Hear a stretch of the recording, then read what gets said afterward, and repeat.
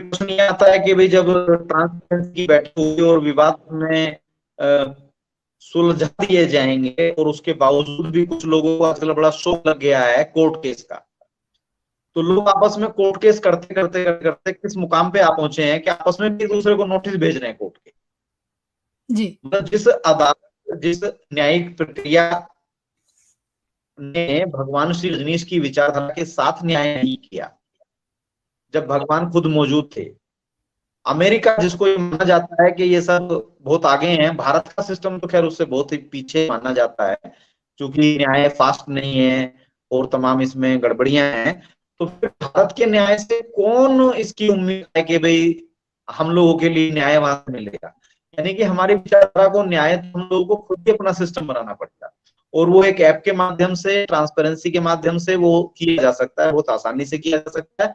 लेकिन कुछ लोग हो सकते हैं जो कि उसके निर्णयों को ना माने या उस मीटिंग को ना माने, तो फिर उनको सार्वजनिक रूप से उसी ऐप के माध्यम से डिक्लेयर किया जा सकता है कि साहब देखिए ये बात इस तरह से हुई थी क्लियरिटी के साथ में, और अब ये साहब इसको नहीं मानते हैं, इसका इसलिए अनाउंस कर रहे हैं कि ये हमारे सिस्टम में बिलीव नहीं करते हैं, यानी जो रजनीशी दुनिया में रहने योग्य व्यक्ति नहीं है। तो ये काम भी आसानी से हो जाएगा, यानी कि व्यक्ति जो जो मतलब किसी भी रजनीश विचारधारा में आगे बढ़ाने में सहयोगी नहीं है, तो उनकी भी सूची वहां आसानी से बनना शुरू हो जाएगी। ये भी इसका एक इस तरह के ऐप का क्या बोलते हैं लाभ होता है सभी को। उसके अलावा एक और सजेशन हम इसमें करना चाहते हैं, ये सब डिटेल में हम इसलिए बता रहे हैं कि लोग कहेंगे कि ऐप आपने कह दिया तो लेकिन वो कैसे काम करेगा, क्या करेगा, तो थोड़ा बेस बताने का हम प्रयास कर रहे हैं। इसमें और चीजें घटाई या बढ़ाई जा सकती हैं, और तकनीकी इसमें जो भी चीजें हैं वो तो खैर जो टेक्निकल लोग हैं वही उसको बेहतर से कर पाएंगे अपने हिसाब से। जी एक जैसे लोकतांत्रिक हमने कोर्ट की बात कही, तो जब लोकतंत्र में भगवान श्री रजनीश का भरोसा ही नहीं था, वो 1953 से लेकर 1990 तक के उनके जितने भी कार्यवाही चली उसमें कोई भी निर्णय लोकतांत्रिक ढंग से नहीं लिए गए। तो उनका भरोसा लोकतंत्र में नहीं था, लोकतांत्रिक प्रक्रिया में नहीं था, उनका गणतंत्र में विश्वास था। वो कहते थे जो गुणी लोग हैं वो अपने हिसाब से निर्णय लेंगे और बाकी लोगों को उसको समझ के उनको समझना होगा और उसको पालन करना होगा और अपने अंदर पैदा करने होंगे। तो वो कुछ ऐसी सोच रखते थे भगवान। तो उसी के सिलसिले में हम लोगों को अपना एक न्यायालय सिस्टम, मतलब नहीं जिसमें पुलिस और फौज खड़ी हुई हो, लेकिन लाओसे न्यायालय हम उसको इस लिहाज से कह रहे हैं, भगवान श्री रजनीश की पूरे साहित्य में पढ़ते हुए जब न्यायालय की उच्चता की बात करते हैं तो लाओसे के न्याय की बात करते हैं कि एक बार उसको जज बना दिया गया लाओसे को, और लाओसे सीधा फैसला करते हैं, बिना तारीख और बिना गवाह पेशी के सीधा फैसला सुनाते हैं कि साहब 6 महीने की सजा सेठ जी को और 6 महीने की सजा चोर को। जैसे ही उनकी अदालत में पहला मुकदमा आता है कि इस चोर ने सेठ जी का ये माल चुराया है, तो कहते हैं 6 महीने की दोनों को सजा, और जी एकदम से सन्नाटा चलता है अदालत में कि ये कैसा न्याय है, ये तो गलत है। क्योंकि सामान्य न्यायालय तो यही कहता है कि चोर को सजा 6 साल की और सिक्योरिटी के पैसे भी दिए हैं, ये सामान्य न्याय है, यानी कि लोकतांत्रिक न्याय इसको कहते हैं। लेकिन आध्यात्मिक न्याय क्या कहता है कि भाई सेठ जी ने ऐसी स्थितियां क्यों पैदा की, इतना अधिक संग्रह क्यों किया कि चोर के पास कमी रह गई समाज के डिस्ट्रीब्यूशन में, और चोर को चोरी करने के लिए उसके घर में जाना पड़ा। तो गुनहगार निश्चित रूप से चोर है, लेकिन साथ में लाओसे की दृष्टि, गहरी दृष्टि ये कहती है कि उसी मात्रा में सेठ जी भी चोर है। तो कहीं ना कहीं उस टाइप के एक न्यायिक सिस्टम की आवश्यकता होगी, और हम लोग अपने इंटरनल मैटर्स जो हैं जैसे गांव में या जो भी जनजातियां हैं वो लोग अपने काम को अपने आपस में निपटा लेते हैं, उन अदालती वकीलों, काले कोट वाले, काले कपड़े वाले जजों और ये काली करतूतों वाली अदालतों के चक्कर नहीं लगाते। ऐसे बहुत सारे समाज अभी दुनिया में मौजूद है जो आपस में बैठ के अपनी बात को निपटा लेते हैं और सब लोग उसको प्यार से मान के अपने जीवन में आगे बढ़ते चले जाते हैं। तो उसमें हमारा टाइम, एनर्जी, मनी और सब कुछ, प्रेम भी बच जाएगा, क्योंकि अदालतों में आने जाने से प्रेम भी नष्ट हो जाता है।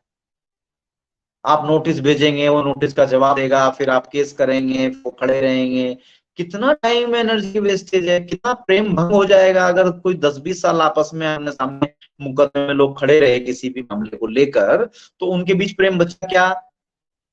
नहीं बचेगा। किसी ने कम लिया, किसी ने ज्यादा लिया, उसका फैसला अगर हम लोग आपस में नहीं कर सकते हैं तो भाई छोड़ दो उसको उसके हाल पे, उसका है प्रकृति का। तो इतना हाइपर होने की जरूरत कि भाई ये जो काले कोट वाले सब घूमते रहते हैं, काली करतूत वाली अदालतें सारी दुनिया में मौजूद है, पूरी दुनिया में ये स्थिति है। और अक्सर वहां जो जीतने का रेशियो है वो ताकतवर लोगों का रेशियो ज्यादा है। कमजोर लोगों को न्याय 10% मिलता है और ताकतवर उसमें लोगों को घुमाते रहते हैं। कमजोर आदमी बेचारा घूम के टूट जाता है, थक जाता है और वो न्याय नहीं पा पाता। और कोर्ट बड़े सम्मान के साथ न्याय कर देती है कि वो एक्स पार्टी हो गया, वो तो आ नहीं रहा, तो इसलिए हम न्याय इनके पक्ष में फैसला सुना देते। इस तरह के हैं मामले, वो इसको सब जानते हैं, वेल नोन ट्रूथ है, हम कोई नई बात कह रहे हैं, सब लोग इसको जानते हैं कि जज, न्यायालय के न्यायाधीश के नीचे बैठा हुआ व्यक्ति ही रिश्वत ले रहा होता है जो तारीखें लगाता है। भारत का तो ये सिस्टम है, विदेशों का आप लोग जानते होंगे कि भी कैसा होगा, लेकिन भारत के बारे में ये स्पष्ट रूप से जानते हैं, सभी लोग जानते हैं कि भी कैसे तारीखें लगवाए जाते हैं। यानी कि शुरुआत ही वहां से हो रही है अन्याय की। एक आदमी पीड़ित है और उसको वहां तारीख लगवाने के लिए भी पैसा देना है, क्योंकि अगर वो उसको पैसा नहीं देगा तो उसकी तारीख नहीं होगी। और जो अन्यायी है, जिसने अन्याय किया है, उसको तो तारीख को जल्दी करवाने की जरूरत ही क्या है? तो वो तो आराम से अपना घर जाके लेटता है। तो जिसको तारीख लगवानी है वो पैसे देगा। तो पैसे कौन देगा? जो पीड़ित है। यानी कि पीड़ित को और अधिक पीड़ा में पहुंचाया जाता है वर्तमान न्यायिक व्यवस्था के तहत।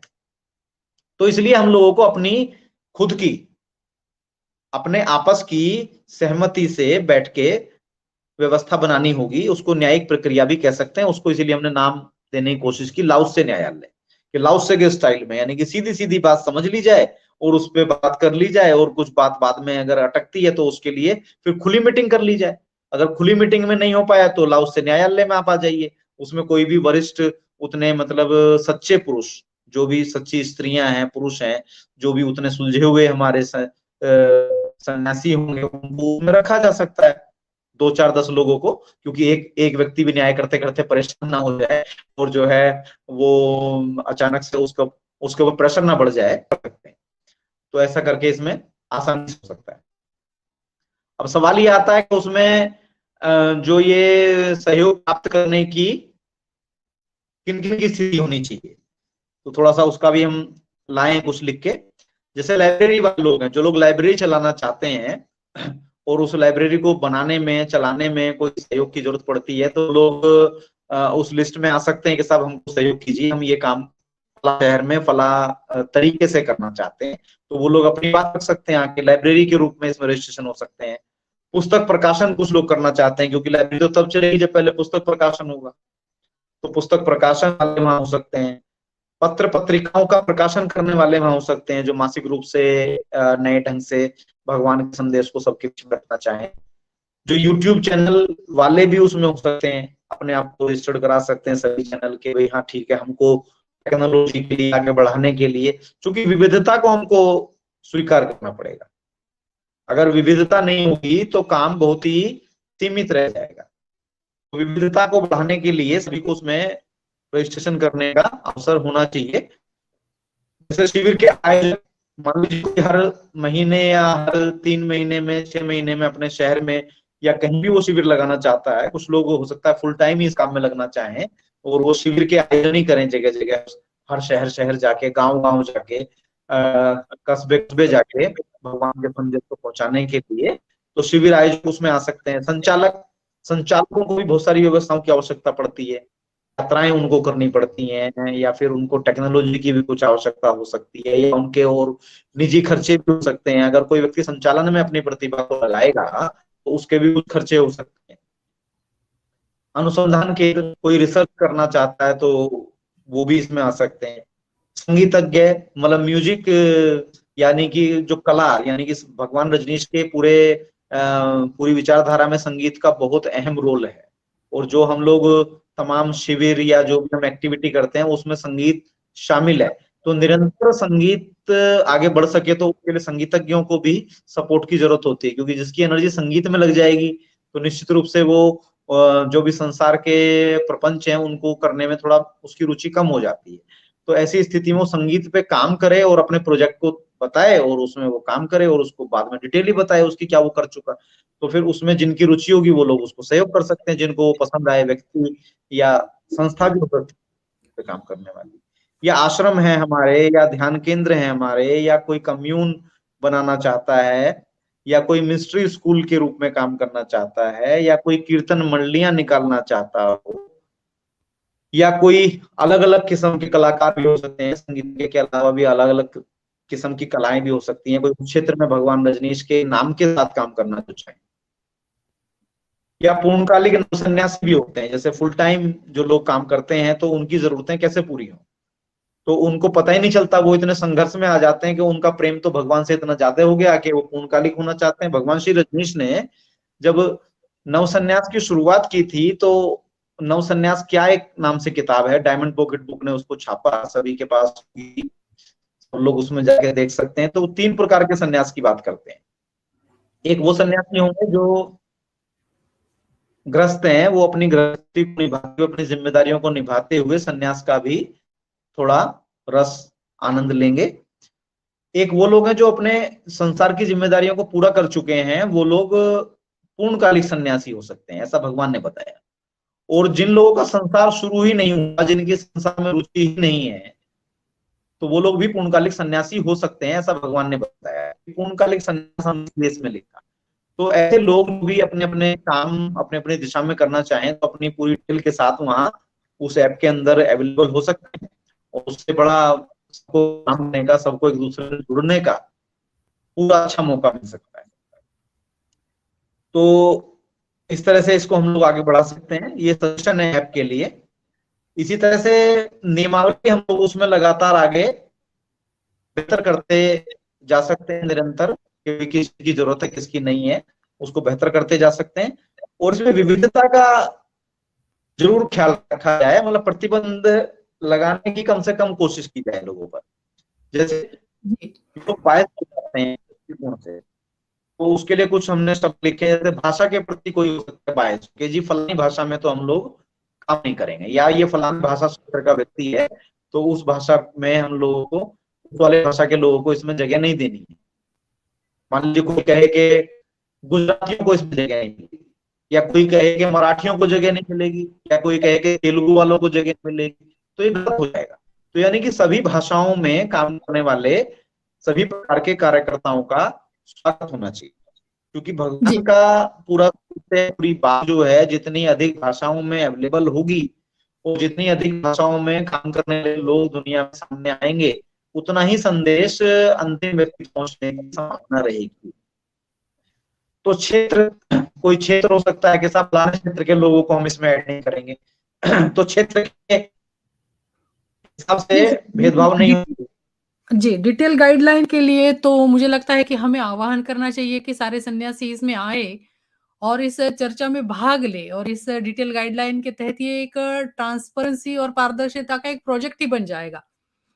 क्योंकि राइट राइट, नहीं मैं इसीलिए बैकग्राउंड से हूँ, तो मैं जो आपकी जो सारी बातें सुन रही हूँ तो मुझे ऐसे लगता है कि ये एक बहुत बड़ा प्रोजेक्ट ही है ट्रांसपेरेंसी का। और इसमें जी काफी सारी गाइडलाइंस जो आप बता रहे हैं या सुझाव बता रहे हैं, विविधता की बात कर रहे हैं, सहभाग की बात कर रहे हैं ना। और इसका मुख्य मुख्य जो इसका सेंटर जो है वो तो है कि कम्युनिकेशन गैप न हो, लोगों तक सारी जानकारी शुद्ध रूप में पहुंचाई जाए, जिसको लेके अगर समझ लीजिए कि कोई कहीं तमिलनाडु के किसी जिले में बैठा है और वो सर्च करना चाहता है कि मेरे आजू बाजू में भगवान की गतिविधि कहाँ हो रही है, तो उसे उस तरीके की इंफॉर्मेशन इजीली अवेलेबल हो, वहां किन लोगों को मुझे कांटेक्ट करना है। जैसे मैं भी कभी अपने काम की वजह से शहर चेंज करती हूँ, तो मैं देखती थी पहले ओशो टाइम्स में, मैं देखती थी कि कहाँ वहाँ के शहर में कौन प्रतिनिधि है, और मैं किनसे मिलूं, किनसे कांटेक्ट करूं।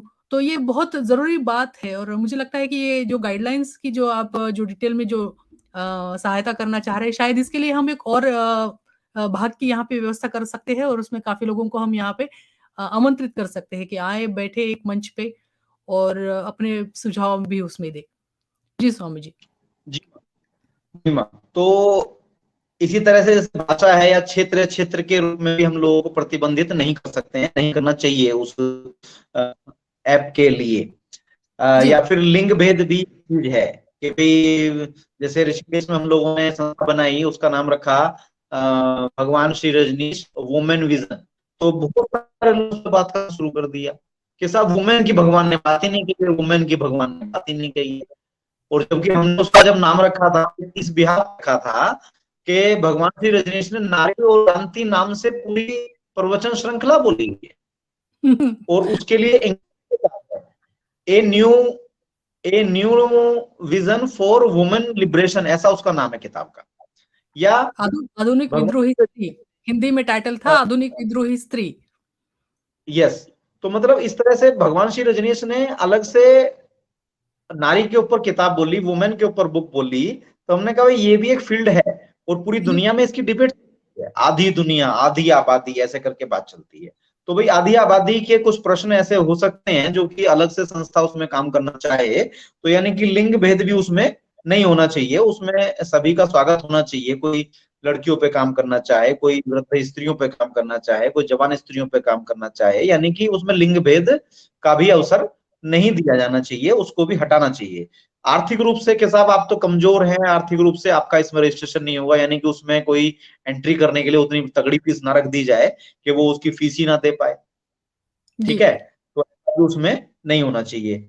ग्रामीण और शहरी का भी एक बड़ा वो है, गड़बड़ी वाला मामला है कि लोग कहते हैं कि जी गांव में तो चलेगा ही नहीं, केवल शहर के लोग ही इसको करेंगे, डिसाइड भी करेंगे और वही सब कुछ करेंगे। तो मतलब गांव तक भी चीज जा सके, कोई गांव में काम करना चाहे तो उसका भी रजिस्ट्रेशन उसमें हो, उस कार्यकर्ता का, उसकी संस्था का उसमें रजिस्ट्रेशन हो। शिक्षित और अशिक्षित, यानी कि उसमें शिक्षा के क्राइटेरिया को भी मापदंड ना रखा जाए कि साहब आप तो 5वीं क्लास पढ़े हैं तो आप कैसे काम करेंगे, तो ये ना रखा जाए। कोई मतलब ज्ञान एक अलग चीज है और ये पढ़ाई लिखाई के सर्टिफिकेट अलग चीज है। सभी रजनीशी उस चीज को तो कम से कम समझते ही हैं। और कबीर साहब का उदाहरण हमारे सामने है ही है कि मसीह कागज छुइयो नहीं, कलम गई नहीं हाथ। तो यानी कि भगवान का काम करने के लिए शिक्षा या लिंग या क्षेत्र या भाषा या शहरी ग्रामीण होने का उसका ये जो भेदभाव है, मतलब इसको खत्म करके हम उस ऐप में सभी लोगों को काम करने के समान अवसर उपलब्ध करा सकें। और जितनी उसकी बात में जान होगी, जितने लोग उसको चाहेंगे वो उसका सहयोग करेंगे, वो आगे बात बढ़ती जाएगी।